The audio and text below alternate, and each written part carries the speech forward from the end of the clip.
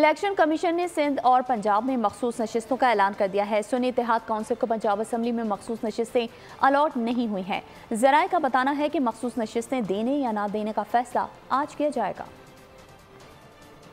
इंतखाबात के बाद मखसूस नशिस्तें देने का मरहला शुरू। इलेक्शन कमीशन ने 2 सूबों में सीटें अलॉट कर दी। PDI हिमायत याफ्ता सुन्नी इत्तेहाद काउंसिल में शामिल होने वाले उम्मीदवारों को ताहाल मखसूस नशिस्तें देने का ऐलान नहीं किया गया। ज़राए इलेक्शन कमीशन के मुताबिक मखसूस कोटा देने या ना देने से मुताल्लिक हतमी फैसला जुम्मे के रोज होगा। दूसरी तरफ इलेक्शन कमीशन ने पंजाब में 74 खुसूसी नशिस्तों का ऐलान कर दिया, जिनमें 66 खवातीन और 8 अक़लियती सीटें शामिल हैं। खवातीन की 24 नशिस्तों का नोटिफिकेशन अभी जारी नहीं हुआ। सिंध असेंबली में पीपल्स पार्टी को खवातीन की 20 और अक़लियतों की 6 नशिस्तें अलॉट की गई हैं। MQM पाकिस्तान की 6 और GDA की 1 खातून रुकन का नोटिफिकेशन जारी हुआ है। सिंध असेंबलियों में अक़लियतों की 2 नशिस्तों पर MQM का नोटिफिकेशन जारी किया गया है।